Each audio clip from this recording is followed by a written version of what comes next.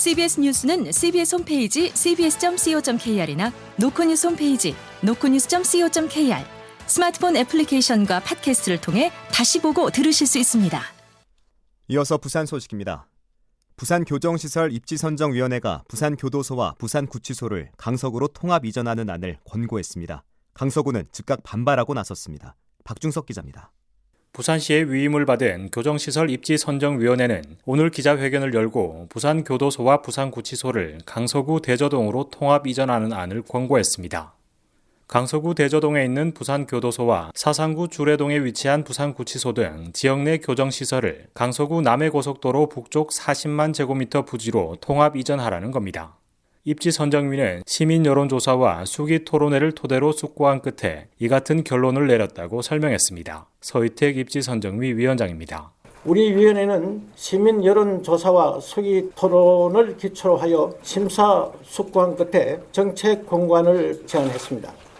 실제 입지선정위는 강서구와 사상구 주민 각 600명, 타 지역 시민 800명을 대상으로 여론조사를 실시한 결과 통합 이전안이 42.1%로 22.9%인 지역별 이전안보다 높게 나왔다고 강조했습니다. 하지만 논란의 불씨는 여전합니다. 강서구만 놓고 보면 응답자의 62.3%가 지역별 이전안을 꼽았고 통합 이전안은 17.2%에 그칠 정도로 반대 여론이 높았기 때문입니다. 강서구 지역시의원 등은 권고안 발표 직후 기자회견을 열고 입지선정위는 물론 부산시를 싸잡아 비판했습니다. 부산시의회 이종환 의원입니다. 입지선정위원회가 의견을 내고 그 의견을 부산시가 따른다 하더라도 법적, 제도적인 효력이 없어 그 이상의 실현성이 전무합니다. 부산시는 현재 해외 출장 중인 박형준 시장이 귀국하는 대로 권고안을 토대로 법무부의 의견을 제안할 예정이어서 강서구의 반발은 더욱 거세질 것으로 전망됩니다. CBS 뉴스 박중석입니다. 2030 세계박람회 개최지 결정이 닷새 앞으로 다가온 가운데 부산경제계도 파리로 날아가 막판 유치 총력전을 펼칩니다. 김혜경 기자가 보도합니다. 2030 부산 세계박람회 유치를 위해 지역 경제계도 힘을 보탭니다. 부산상공회의소 장인화 회장을 비롯해 최삼섭 부회장, 김은석 상임의원은 오는 27일 국제박람회기구 총회가 열리는 파리로 향합니다. 이들은 국제박람회기구 공식 리허설에 참여한 뒤 현장에서 막판 유치전을 벌입니다. 또 현지에 있는 박형준 부산시장과 국무총리실과도 협업해 온오프 유치 활동에 나섭니다. 지역 경제계는 부산이 2030 월드 엑스포 유치에 성공하면 부산의 각종 산업 인프라가 확충해 기업들이 제2의 부흥기를 맞을 것으로 기대하고 있습니다.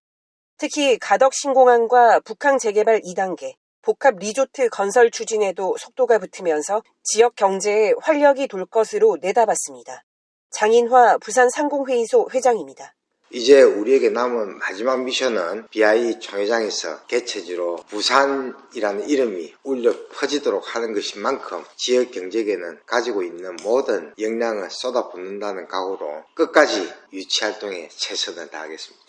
BNK 금융그룹 빈대인 회장은 오는 26일 4박 6일 일정으로 파리로 향합니다. 그는 27일 부산시와 부산경제계 인사들과 합류해 엑스포 개최지 선정까지 활동을 지원할 방침입니다. 또 개최국이 선정된 이후에는 지역 금융지원 요구에 맞는 맞춤형 지원 프로그램을 선보이는 등 엑스포 개최지 결정이 임박할수록 지역 경제계의 움직임도 분주해지고 있습니다. CBS 뉴스 김혜경입니다. 밀락수변공원을 금주구역으로 지정한 뒤 인근 상가가 문을 닫는 등 상권 피해가 현실화된 가운데 시간이 지나면서 공원 주변이 아닌 밀락동 일대 상권 전체로 침체가 확산하고 있다는 주장이 나오고 있습니다. 반면 해당 지자체는 상인들의 어려움은 이해하지만 금주구역 지정 이후 순효과가 더 크다고 반박했습니다. 보도에 김혜민 기자입니다. 수변공원 비상대책위원회는 지난 2일부터 수영구청 앞에서 금주구역 해제와 상권 활성화 대책을 촉구하며 1인 시위를 벌이고 있습니다. 상인들은 공원을 금주구역으로 지정한 이후 인근 편의점이나 포장 전문 횟집이 직격탄을 맞았다고 호소하고 있습니다. 또 시간이 지날수록 밀락동과 광안리 일대로 상권 침체가 확산하고 있다고 주장했습니다. 평소 관광객이 몰리던 밀락동의 한 건물 고층 횟집이 영업을 포기하는가 하면 주변 아파트 상가도 운영에 어려움을 겪고 있다는 겁니다. 수변공원과 거리가 있는 곳이지만 전반적인 유동인구가 감소하면서 손님이 급격하게 줄었다는 주장입니다. 수변공원 비대위 손정범 사무국장입니다. 포장해서 먹을 수 있는 그런 집이 처음에는 타격이 있었는데 지금은 아예 자체적으로 유동인구가 없고 찾아오는 손님이 없으니까 전체 다 이제 조금씩 번져가면서 퍼졌다고 보면 되죠. 상인들은 지역 상권 회복을 위해서 음주 가능 시간이나 기간을 정하는 등 현실적인 대책을 세워달라고 구청에 요구하고 있습니다. 반면 수영구청은 금주구역 지정 이후 쓰레기와 소음 문제가 동시에 해결됐고 주민 만족도도 높아졌다는 입장입니다.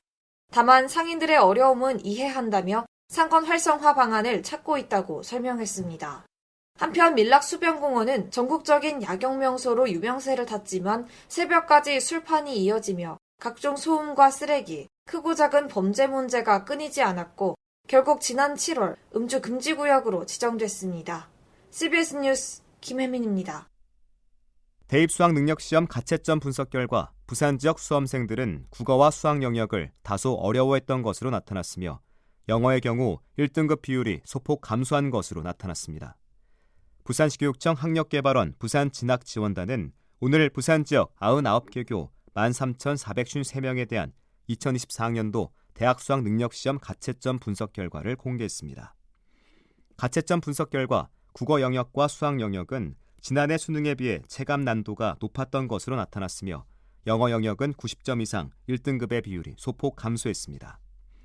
이 같은 가채점 결과로 예측한 서울 주요 대학 지원 가능 점수는 2에서 7점 정도 상승할 것으로 예상되지만 부산 지역 주요 대학 지원 가능 점수는 1점에서 5점 정도 하락할 것으로 예상됐습니다. 부산시 교육청이 내년 예산을 올해보다 4,176억 원, 7.4% 감소한 5조 2,479억 원 규모로 편성해 부산시의회에 제출했습니다. 하윤수 교육감은 오늘 기자회견을 열고 경제 여건 악화에 따라 내년에 보통 교부금은 4,493억 원, 자치단체 이전 수입은 46억 원 등 4,500억 원 이상의 세수가 감소할 것으로 보고 긴축 예산을 편성했다고 설명했습니다. 시교육청은 이 같은 예산을 바탕으로 기초학력 보장과 학력 증진을 위한 맞춤형 학습 지원, 미래인재 육성과 지역 맞춤형 인재 양성, 학생과 교직원 모두가 안전한 학교 조성 등의 사업을 중점 추진합니다. 시의회에 제출된 내년도 예산안은 예산결산특별위원회 등의 심사를 거쳐 다음 달 14일 시의회 본회의에서 최종 확정됩니다. 부산 강서구의 한 공장에서 불이 나 수천만 원의 재산 피해가 났지만 다행히 다친 사람은 없었습니다. 오늘 낮 12시 50분쯤 부산 강서구의 한 제조 공장에서 불이 나 인근 공장 일부로 불이 번지는 등 2,500만 원 상당의 재산 피해를 낸 뒤 3시간 만에 꺼졌습니다. 경찰과 소방당국은 정확한 화재 원인을 조사하고 있습니다. 부산시는 오늘 오전 북구청에서 북구와 사하구, 강서구, 사상구 등과 함께 서부산 발전협의체 출범회의를 열었습니다. 끝으로 날씨입니다. 부산 지역은 오늘 밤 9시를 기해 올겨울 첫 한파주의보가 발효될 예정입니다. 내일 아침 최저기온은 3도로 오늘보다 10도 이상 큰 폭으로 떨어지겠고 낮 기온도 9도에 머물겠습니다.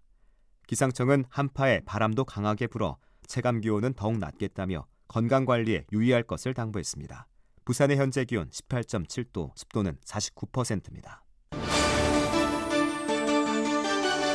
부산 CBS 저녁종합 뉴스를 마칩니다. 지금까지 진행해 엔지니어 김상길, 기자 김혜민, 아나운서 국재일이었습니다.